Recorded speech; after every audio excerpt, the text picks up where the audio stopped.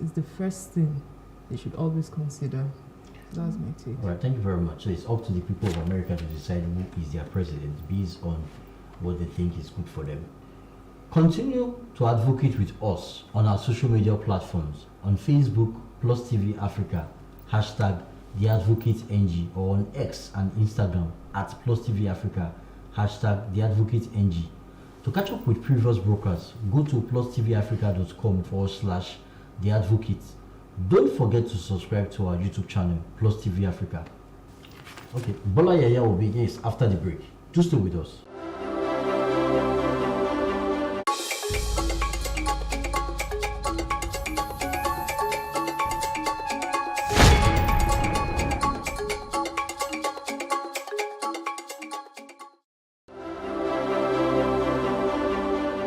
Safety and respect, lessons from protest and political dialogues. It was a sad and bizarre sight in Rewa, Madhya Pradesh, where two women were within legislative bodies. Lessons to draw from this. First, protesters' safety needs to be ensured. People there are poor, so it just leaves the land. So I think they had a problem with an area father or a family member who said, do not touch this land, it's our land. So whilst the mother and the daughter, or the family, because they have the same surname, were there protesting that the guys with the tipper, the truck came. So what they were saying, no, they wanted to build a road across the land that they leased. So what the people said, pour the sand on them if they do not move. And this is what happens here a lot, because people don't have respect for women and for poor people. I can assure you that if this set of individuals were men and poor, the Dalit is a lower caste in India. They have four, the Brahmin on top and the Dalit at the bottom. They're supposed to be the toilet cleaners and whatever. Slaves. And in India, not slaves, in India, the caste that you're born under, you're not expected to rise above. So I'm guessing these women are one of those, but they have to be. Pour sand on them and then let them go. One fainted while she was there because they were half buried in the sand, and then before the people raised the alarm and they called the police. Now, depending on who is supporting the police, justice may never come. What you need to go is, how are women faring under Narendra Modi's in the BJP? And you find that the BJP's party is all about humanity, and protecting women. No, they are not. Women are being abused and violated, even raped on trains in India. Women are being abused and raped everywhere. Common in India. That is the same way they're going to say that about us. Let's just say, because the media attention, you raise something aside from this issue of women. The way where, which again alludes to the fact that, you know, this is primarily tilted against women. In a world where we have, as Nigerians, I'm saying at least, standing on, you know, the law in Nigeria, we have two genders, male and female. Yes. You find that it's always the men who have the upper hand in most things. They say, who is talking? It's a woman. There's a cultural practice in Igbo land, in some parts of Igbo land, before Ohaneze will come after me.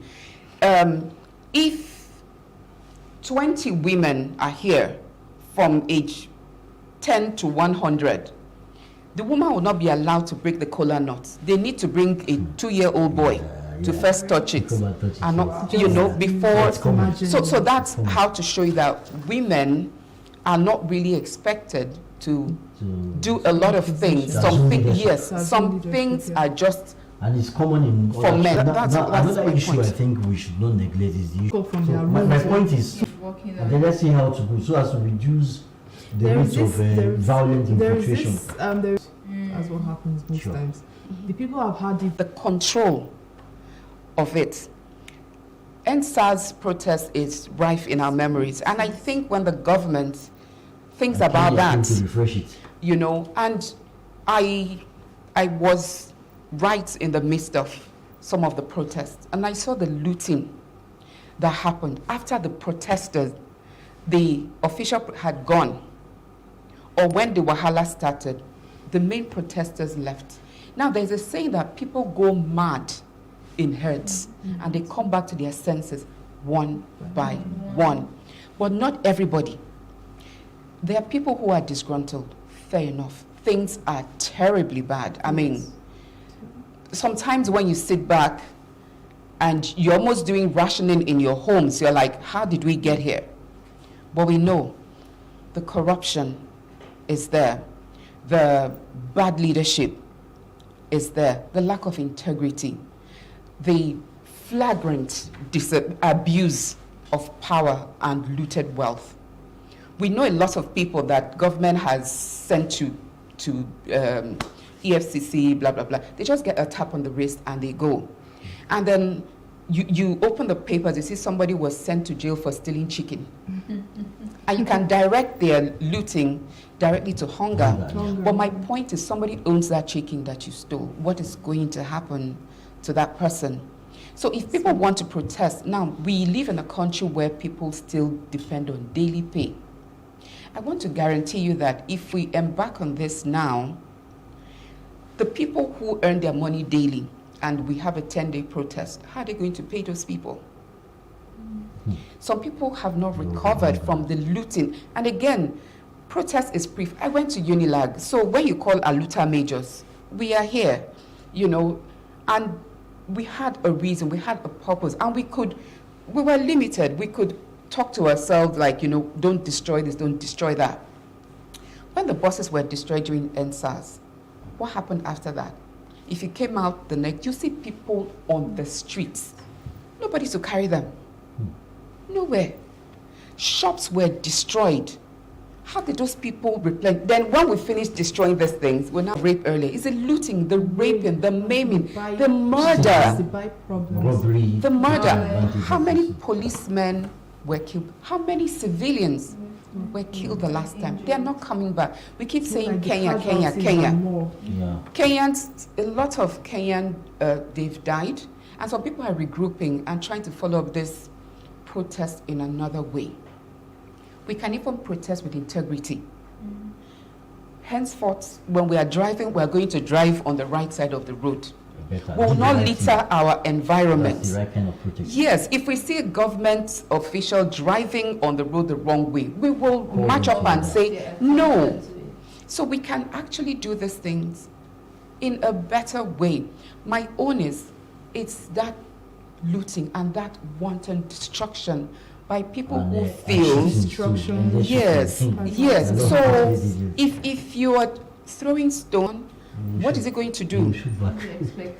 So and at the end of that, more problems. So my own protest is, I did Aluta. I will not stop someone who's my age then not to do Aluta. But I can stand here and tell you, I did not destroy anything. And you will not therefore encourage such, but you will rather encourage continuous dialogue. At this point, I think it's better what's your take on it? Okay, so just like, of course, so Elijah talked about, having a dialogue, right? So if, our leaders and then can come out and, be accountable, right? What are you doing to address this issue? Because just like you said, there is an issue. And that's why people are, fed up. It has gotten to this place, and then they want to come out to express themselves. So if our our leaders can address the root cause and then come out to let us know that, okay, this is what we're doing to address this. This is what we're doing to address that. I think it would help to, it would help to reduce. Is it reduce now, or it's help to address? To reduce how people feel, or citizens feel reaction precisely. Yeah. And this is the point where I was going to say that earlier this week, the Minister of Information, or last week, the Minister of Information and Culture, Minister of Information and National Orientation, that is Mohammed Idris, right? He was addressing the concern that the youth should not come out and saying those things. I've spoken with the president, he's assuring us. This is the time I'm going to. You're assuring. This is the time I'm going to call on. This is beyond assurance. Please no longer come out yourself and address game of assurance. Yes. Let us hear from you. Young men and young ladies, please calm down. Mm-hmm. This is what we are This is what doing. we're This is doing, the and actions. it's The huge- actions we're huge putting red into group place also. to address This this is it. issue. It's as simple as that. It's the case of the knee-jerk reaction. Oh, they are going to do this, and then this is what we're going to do. The government has their chance to do the right thing. I must say that I think the government is really trying, but the thing is about is it medicine after death, or medicine while whatever? I believe that if we give the government a cabinet or people around him that are going to be people of integrity. So I would ask him, sir, are you looking? Can you stand up and say, I have put the right? If they're just making mouth, just paying lip service to it, there's going to be a problem. People need to see that truly he's walking his talk. His policies look good, but we just want to see that translation from just talk to action. He promised us that he would deliver. So, Mr. President, we are waiting for the fruit that the seed you've been planting to germinate and take root. We understand that he needs time, but I also want to call the leaders of this protest to make sure. We've had Gandhi conduct peaceful protests. We've had Martin Luther King Jr. conduct peaceful protests, and it worked. It worked. You will always continue to point at these men in history for leading peaceful protests and the results that came from it. So if the leaders of this protest will say, my people, don't burn, don't destroy anything. What we destroy, who are we affecting?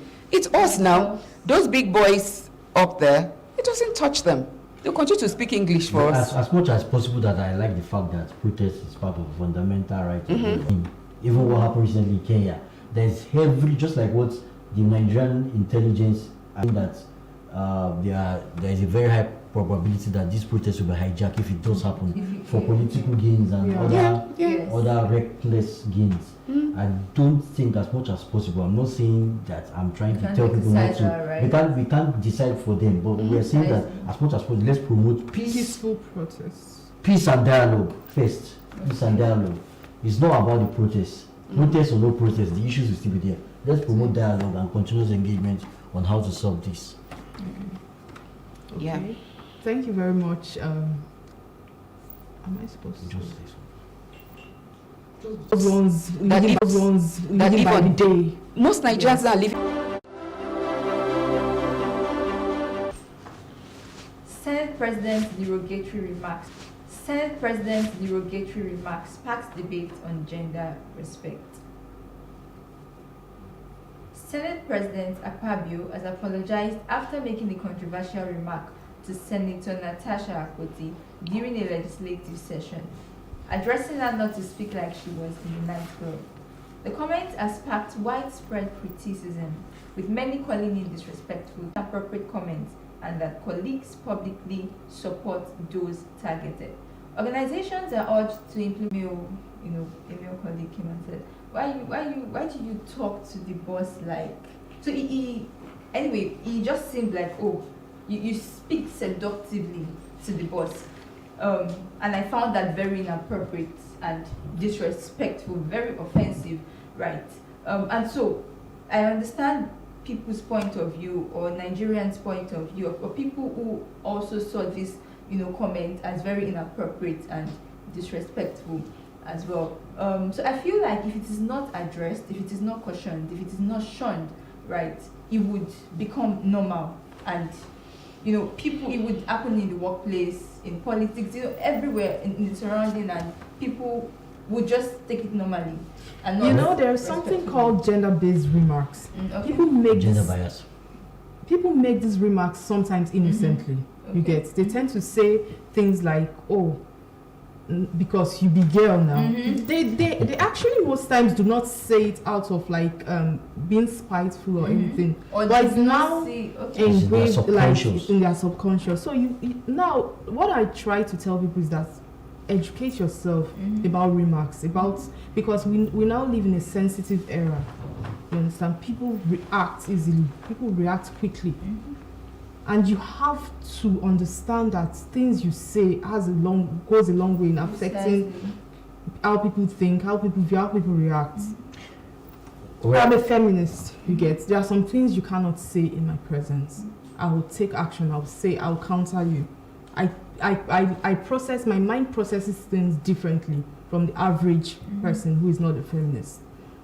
If you want to understand processes, you need to educate yourself about remarks. So, in light of what happened, was it this week or this Yeah, week? this last week. Last week, yeah. In the light of what happened, with such sensitive position as the Senate President, Precisely. you should be able to understand and caution Yeah, yourself. because the thing is, people look up to you. People look up to you, your exactly. position. So, the Senate President did it. Well, of course, what's there? Other people can just take it up from there. And anyway, I have two stories to tell. okay. Yeah, the first story is just very brief, two brief stories. The first one is during the election, I think 2019 election, and I was in the vehicle and had the opportunity of interacting with some persons, fellow commuters, men there in that group, including sadly a woman